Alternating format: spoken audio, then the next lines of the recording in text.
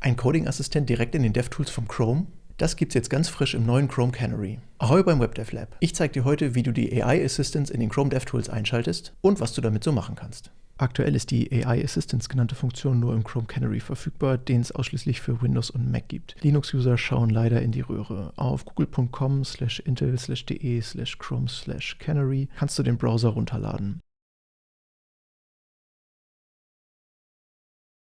Nach der Installation loggen wir uns direkt ein, denn das wird benötigt. In den DevTools gehst du dann oben rechts auf das 3-Punkte-Menü, auf More Tools und AI Assistants. Und hier sehen wir jetzt schon, dass das noch nicht eingerichtet ist. Da klicken wir auf diesen Link, AI Assistants in Settings. Und hier werden wir dann nochmal ein bisschen darüber aufgeklärt, dass das ein experimentelles Feature ist und was es damit auf sich hat. Die Console Insights sind gar nicht das, um das es hier heute geht, aber die können wir trotzdem mal einschalten. Und hier unten ist dann die AI Assistance Funktion. Und hier wird die auch schon ganz klar eingeschränkt auf CSS-Styles. Auf dieser Seite gibt es dann noch ein paar Infos dazu und hier auch ganz interessant, wird einem direkt gesagt, ob die Funktion für die eigene Location verfügbar ist. Das ist ganz praktisch, bevor man irgendwie sucht, ob was kaputt ist. Die DevTools müssen auf Englisch stehen, aber wenn das alles soweit ist, können wir das hier einschalten.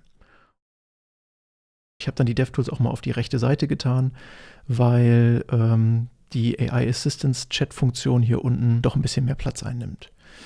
Dann steht da schon direkt, dass wir ein DOM-Element anklicken sollen mit der rechten Maustaste und Ask AI, beziehungsweise unten steht noch Ask AI Assistant, aber damit ist wohl diese Funktion gemeint, anklicken sollen und das machen wir mal. Und jetzt können wir auch endlich hier unten was tippen. Das hier ist jetzt die Chat-Funktion und da drüber sehen wir den Kontext mit dem Div und den etwas kryptischen Klassen von der Google-Startseite. Da fragen wir dann doch jetzt mal, ich möchte den Abstand nach oben reduzieren. Mal gucken, was das macht. Okay, erstmal wird der Prompt analysiert, also was ich geschrieben habe. Ich habe das hier jetzt auch einfach mal direkt auf Deutsch gemacht, weil in der Regel ist das mit der Übersetzung ja nicht so das Problem. Auch wenn hier jetzt die Antworten tatsächlich immer nur auf Englisch sind. Aber die Frage, nehme ich mal an, wird trotzdem verstanden. Gucken wir mal, was passiert. Also meine Frage wird übersetzt in ein Inspecting Top Margin and Padding.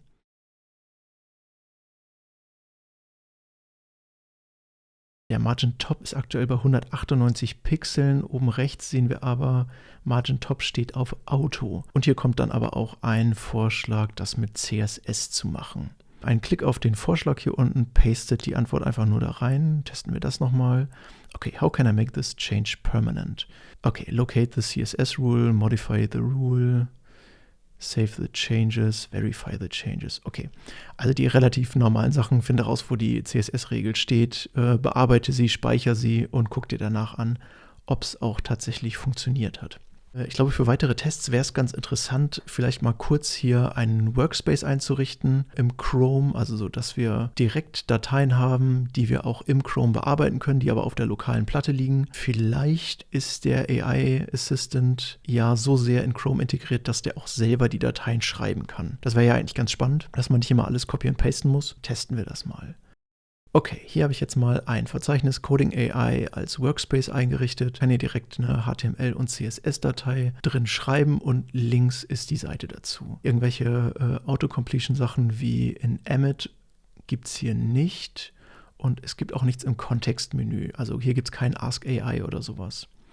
Dann müssen wir das wohl einmal selber kurz runtertippen.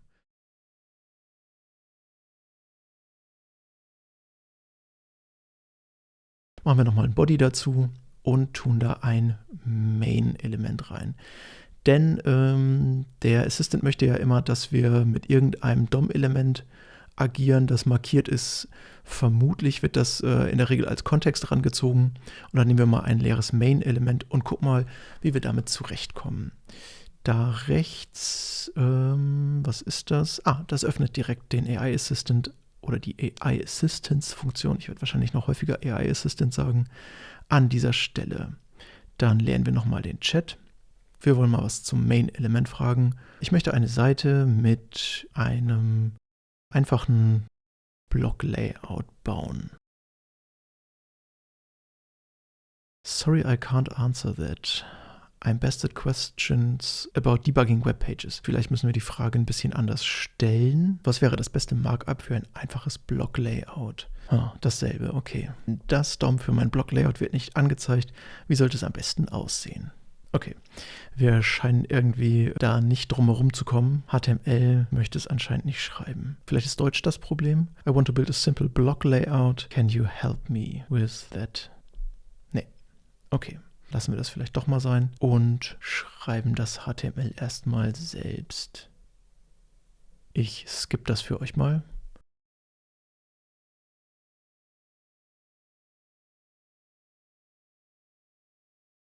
So, jetzt haben wir mal ein hässliches Blog-Layout ohne jegliches Styling gebaut. Und mal gucken, ob wir jetzt damit arbeiten können. Ich möchte, dass mein Main-Element zentriert auf der Seite ist. Mobil soll es die gesamte Breite einnehmen, aber bei größeren Displays maximal 700 Pixel breit sein. Wie kann ich das machen? So, schauen wir mal. Das ist eigentlich eine klassische CSS-Aufgabe. Nach dem, was dieser Assistant verspricht, sollte das eigentlich kein Problem sein.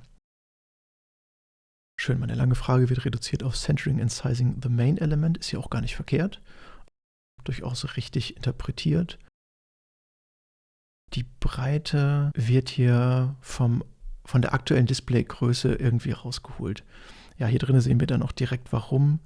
Das wird mit Computed Styles Width hier rausgeholt. Und dann kommt natürlich ein fester Wert zurück, wie breit das Element jetzt aktuell gerade ist und nicht, welches CSS dafür hinterlegt ist. Denn im CSS steht natürlich nicht fest drin, dass das Element gerade 995 Pixel breit ist. Okay, machen wir das mal wieder zu und gucken mal weiter. Was ist denn die Antwort? To achieve the desired behavior, you need to apply the following CSS to your main element. Breite 100%, Maximalbreite 700 Pixel. Und Margin 0 Auto für die Zentrierung. Und wie man das inzwischen von so Code Assistants kennt, kommt darunter noch die Erklärung und zwar tatsächlich zeilenweise zu jedem einzelnen Element. Dann können wir das ja mal kopieren und hier direkt in unsere CSS-Datei einfügen. Die ist bisher leer. Speichern wir das mal und wenn wir hier jetzt neu laden, dann ist es zentriert, funktioniert soweit. Ach Mist, hier hätte ich Can you apply the fix for me ausprobieren können. Dann machen wir mal weiter. Versuchen wir jetzt mal Elemente nebeneinander zu stellen. Articles und das Site-Element sollen am Desktop nebeneinander stehen und zwar ab 500 Pixeln. Also das wird hier alles kein schönes Layout. Hier geht es jetzt echt nur darum, mal zu testen, was das Ding kann. Also ich finde das gar nicht schlecht, was dabei so als Zusammenfassung meines Prompts rauskommt. Positioning Elements Side by Side with Media Queries and Flexbox. Gut, von Flexbox habe ich nichts geschrieben, aber das ist natürlich okay, das mit Flexbox zu machen. 65% und 30%. Da bleiben 5% übrig und die werden aber nicht zwischen die Elemente getan, sondern dürften dann vermutlich einfach den Container nicht vollständig ausfüllen. Denn damit die Elemente den Abstand dazwischen haben, müsste da ein Justify Between stehen und das tut's nicht. Ja, hier wieder eine Erklärung. Vom Gefühl her wäre ja CSS-Grid eigentlich besser dafür. Wir versuchen mal, ob das Layout auch mit CSS-Grid gemacht werden kann. Also wir wissen natürlich, dass das geht, aber mal gucken, ob die AI-Assistance-Funktion das auch weiß. Laying out elements with CSS-Grid. Recht allgemein, aber ja, okay. Was haben wir hier? Grid Template Rows Auto, Header Articles Site. Hier wird noch nichts nebeneinander gestellt. Ah, nein. Hier. Okay, es scheint also auch einen Kontext zu geben. Das heißt, das, was ich vorher geschrieben habe, ist hier immer noch bekannt. Meine vorgegebene Breite von 500 Pixeln steht im Media Query drin und hier unten kommen allerlei Erklärungen, was die Vorteile davon sind, was jede Zeile bedeutet. Aber interessant, dass tatsächlich hier das Media Query so umgesetzt ist, wie gedacht oder wie vorher gefordert, nur dass es vorher halt mit Flexbox gemacht wurde. Okay, dann kopieren wir das mal und fügen das auch einfach hier in unsere CSS-Datei mit ein. Funktioniert soweit und sieht brauchbar aus. Gucken wir mal kurz, wie sich das verhält, wenn wir die Größe verändern. Wenn wir unter 500 Pixeln kommen, jawohl, die Sidebar rutscht unter die Section, so wie gefordert. Dann machen wir doch mal mit ein bisschen CSS weiter. Die Liste soll keine Listenpunkte haben und wir wollen auch nicht, dass da eine Einrückung ist. Removing List Bullets and Indentation. Ja, das ist genau, was wir wollen. List Style Type None, Padding Left 0, Ist natürlich sehr allgemein, aber okay. Wir sehen hier unten drunter unter der UL sind 2 Backticks noch geblieben. Und 2 Backticks sind über der gesamten Antwort. Da ist wohl irgendwas mit dem Markieren des Codebeispiels durcheinander gekommen. Mal gucken, ob das auch im kopierten Teil drin bleibt. Ja, die 2 Backticks, die überflüssigen, die müssen wir von Hand löschen. Na gut, geht auch. Versuchen wir mal wieder etwas, ich sag mal, Kreativeres. Schlage mir eine Farbpalette für die Seite vor. Bin ja gespannt, ob er da wieder aussteigt. Ne, steigt wieder aus. Okay. Ist ja jetzt nicht so, dass das nicht mit CSS gehen würde. Aber ja, klar, ist natürlich keine klassische CSS-Aufgabe, eine Farbpalette vorzuschlagen. Das wäre eher, wenn wir eine Farbpalette hätten, könnten wir vermutlich sagen, dass die in irgendeiner Form zum Beispiel in CSS Custom Properties übersetzt werden soll oder sowas. Dann machen wir nochmal weiter. Hier im Footer. Die Links sollen nicht blau und unterstrichen sein. Stattdessen machen wir sie mal nebeneinander und rechtsbündig. Styling and Positioning Links. Ja, so kann man das sagen. Okay, Footer UL, Footer ULLI. Die Selektoren sind also für das schlechte HTML, das keinerlei Klassen benutzt, außer einer einzigen, ist das ein sinnvoll gewählter Selektor, um unsere Anforderungen hier auf die Listenelemente im Footer zu beschränken. Kopieren wir das mal wieder und schmeißen das hinten mit in unsere CSS-Datei rein und funktioniert auch. Dann können wir ja nochmal dafür sorgen, dass diese Footerlinks bei Hover auch dann doch wieder eine Text Decoration bekommen, also unterstrichen werden. Adding Underline on Hover for Footerlinks. Die Zusammenfassungen sind tatsächlich immer gar nicht schlecht. Hier haben wir wieder das Problem mit den Backticks.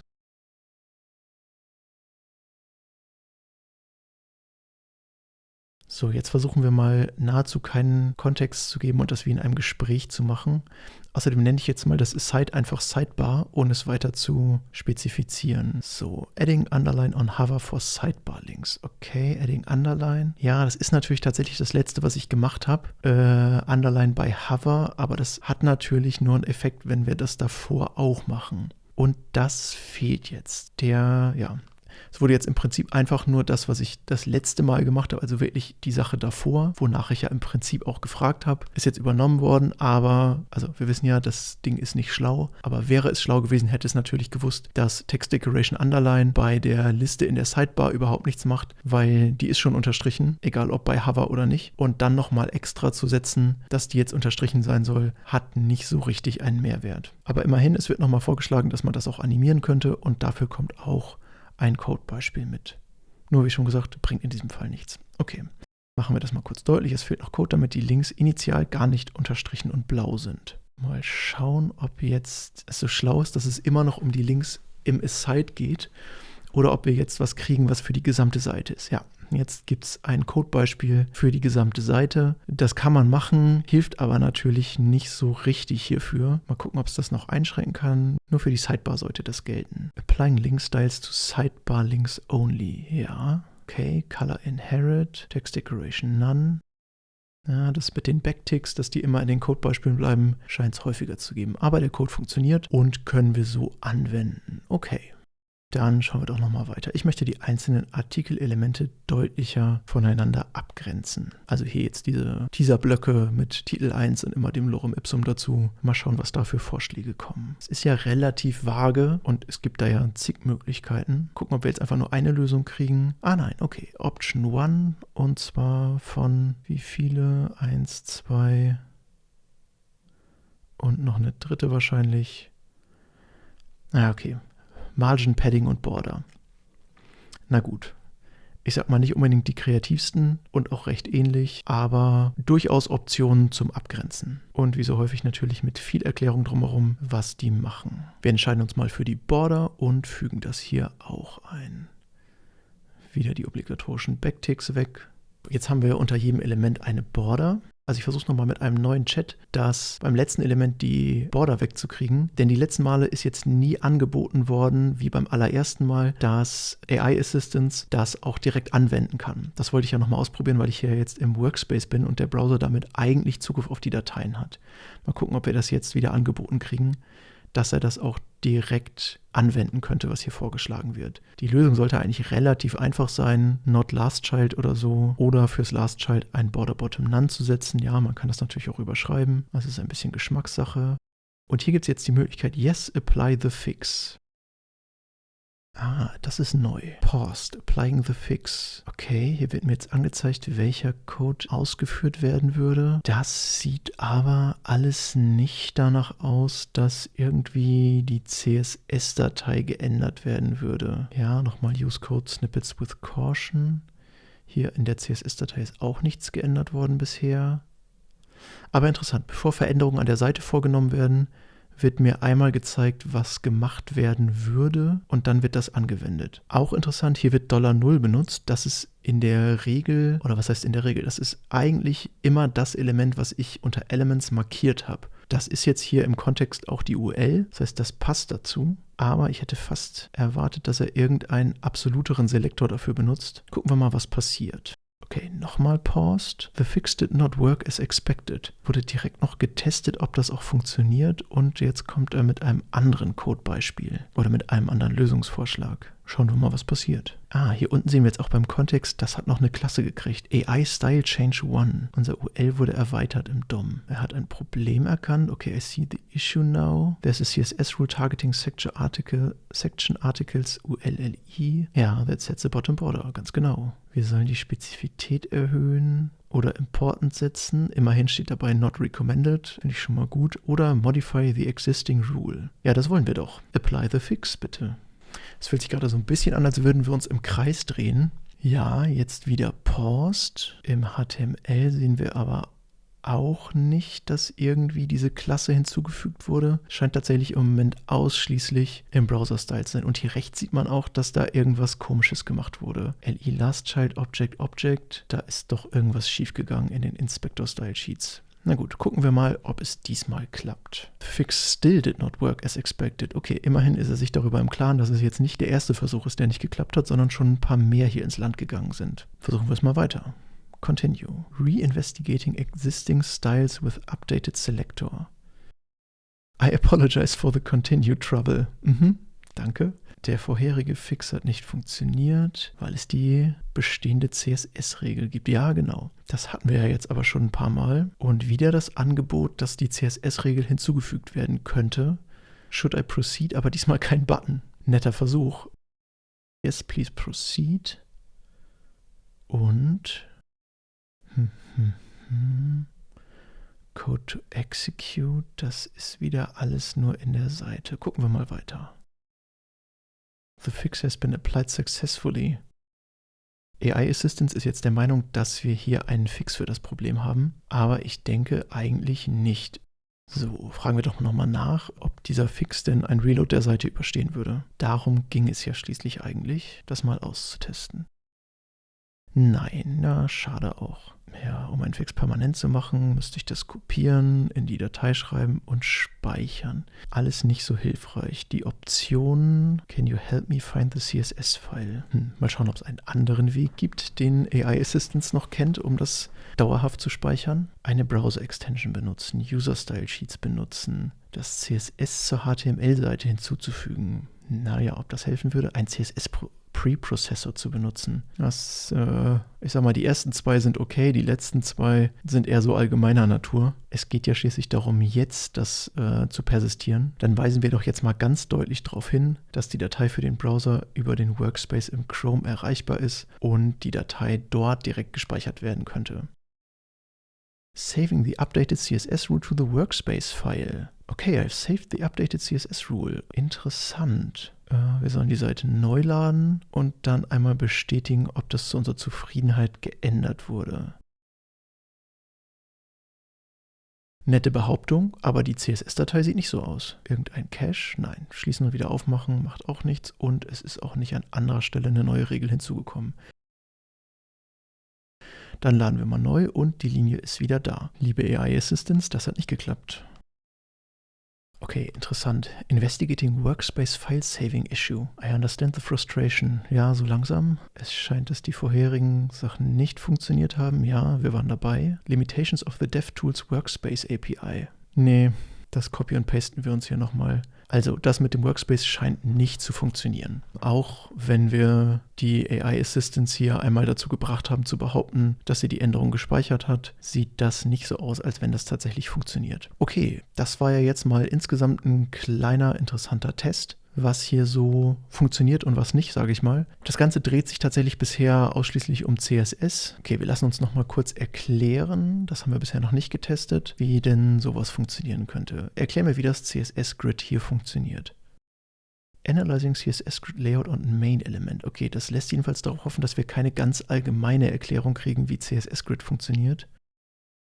Ja, und auch hier sehen wir wieder absolute Werte. Das ist natürlich ein bisschen ärgerlich, weil die findet kein User im Code wieder. Da steht 2FR und 1FR für die Grid Template Columns und nicht 466,663 Pixel. Das ist ein bisschen schade, weil diese Info würde dem Browser ja durchaus auch zur Verfügung stehen, würde er nicht die Computed Values abfragen. Ansonsten ist die Erklärung nicht schlecht. Ja, das soll es erstmal gewesen sein mit dem AI Assistance Test hier. Wie schon gesagt, das Ganze ist erstmal nur im Chrome Canary und ist natürlich ein experimentelles Feature, von dem wir nicht wissen, ob das überhaupt jemals im normalen Chrome landen wird, ob das in der Form dort landen wird und natürlich auch nicht wann. Aber genau dafür ist ja dieser experimentelle Browser oder der Browser mit den experimentellen Features da, um solche Dinge mal frühzeitig auszutesten und ein bisschen damit herumzuprobieren.